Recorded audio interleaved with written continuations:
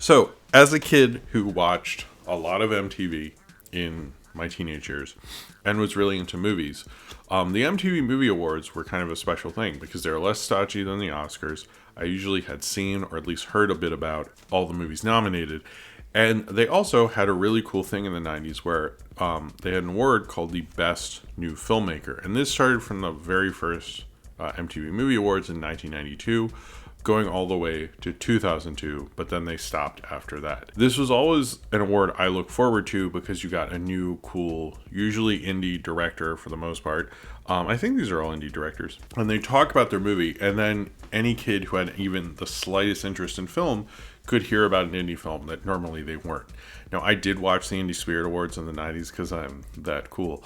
But most kids didn't. So this was like the only indie film exposure they were going to get.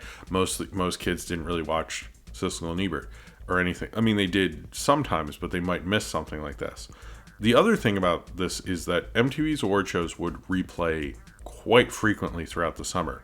So if someone won Best New Filmmaker, you're seeing that ad constantly over time. And that got me into a lot of these movies. Now, the first person to win Best New Filmmaker was John Singleton, Boys in the Hood, which seemed like a pretty obvious one to do because John Singleton was the youngest director ever nominated for Best Director. He was the first African American nominated for Best Director.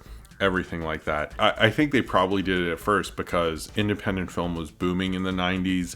John Singleton was really hot at the time. So it was a way to like give John Singleton an award, show you liked indie film, and push it from there. He was the first winner of the MTV Best Movie Awards. And then after that, they had various cool winners. I'm actually going to go through most of them. There was Carl Franklin for a film. They didn't actually pick like cool movies for a while. I will say, like Tarantino didn't win one of these. But they have people like Carl Franklin who won one for One False Move, which was a big movie in the early 90s. Did not really move on from that. It's actually a pretty cool movie. I don't know if it's as good as like everyone proclaimed it to be in the 90s, but it was one that had a lot of hype behind it. I recommend it. It has Billy Bob Thornton way before he blew up. Steve Zazilian won for Searching for Bobby Fischer in 94. 95 it was Steve James for Hoop Dreams, which that was a little cooler. And Hoop Dreams, by the way, if you've never seen it, I don't care if you like basketball or not, it's one of the best documentaries and best films ever made. But then, and this was one that I actually saw because of this, which was Wes Anderson for Bottle Rocket.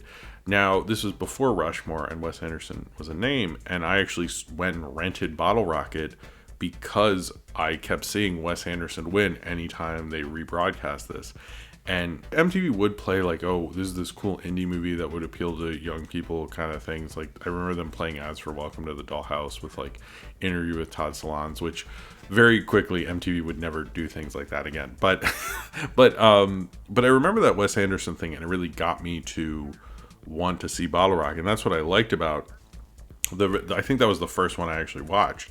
And then they gave it to Doug Liman for Swingers, which, I mean, there was a lot of hype around Swingers. So some of these became a little more obvious because I think, and I even talked to kids who were a little older than me, and they talked about how they really got into like kind of these more not necessarily MTV kind of movies through this award. It was kind of a way to get people into it because this award show got so much exposure. All your friends were going to watch it, things like that. But after Doug Liman, they gave it to like the guy who directed The Full Monty, Peter Satanio, which is like kind of one of those in here that I'm like, I mean, I guess like Steve Zillion at least became a big director. Steve James was a good documentarian. Like some of these you can explain. The Full Monty guy, it's like, I know Full Monty was nominated for Best Picture, but like, really, I don't know. After that, it's kind of like all hits. In 1999, Guy Ritchie was nominated. I remember backstage reports told me that Will Smith's horse from his Wild Wild West performance actually stepped on Guy Ritchie's foot. I remember that. I don't know if that's true or not, but I remember that. And that actually, Lock, Stock was probably the last one that like I'd heard about before this really pushed me to go rent. But after that was like Spike Jonze won in 2000 for Being John Malkovich, which I'd seen a lot of times by the time he won. Sofia Coppola won for The Virgin Suicides. And then Christopher Nolan is the last winner for Memento in 2002. This was a different time in MTV. But what I really liked about this is being into film in the 90s and the 2000s.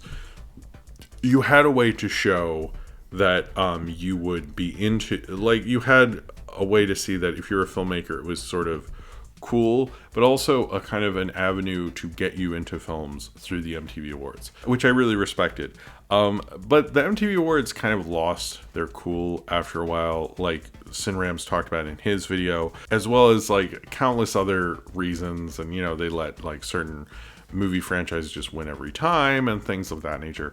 But I think there was kind of a naivete and a kind of almost respect for kind of indie film, which I sort of liked about it. And it kind of shows you how it was different in the 90s and 2000s, because you had that kind of window of opportunity that people would be a little more open to it. And sure, like maybe Memento is like the certain end of that kind of thing, because that was a hot indie movie that normal people would watch. And there were times, like Sinram was saying in the chat just now, like how Pulp Fiction won Best Picture, and he even talked about how it was really annoying that Forrest Gump would keep beating him all the time, I believe, when he won. And they would pick different stuff, but this was always like the award I would look forward to. And maybe when it went away, I was kind of disappointed. I wish it had continued, because I feel like in the 2000s, indie filmmaking could have really used something like this. But I think the difference is it wasn't cool or hip or anything like that anymore. So they sort of took it away. But there was a small time in the 90s where you could hear about Wes Anderson way too early and see Bottle Rocket on home video way before Rushmore and feel like a total hipster or whatever for knowing it first. But it was always something I really enjoyed, and I just sort of wanted to talk about that tradition and all the filmmakers that they helped make into bigger names through that award. They kind of helped promote those filmmakers, and they definitely helped turn me on to certain movies that I wouldn't have seen otherwise. And I think that's kind of cool. I wish they do stuff like that with TV and movies. Now it's the MTV Movie and TV Awards, and do something more with it. But unfortunately, they don't. And I can just look back on the past and remember MTV's Best New Filmmaker Award.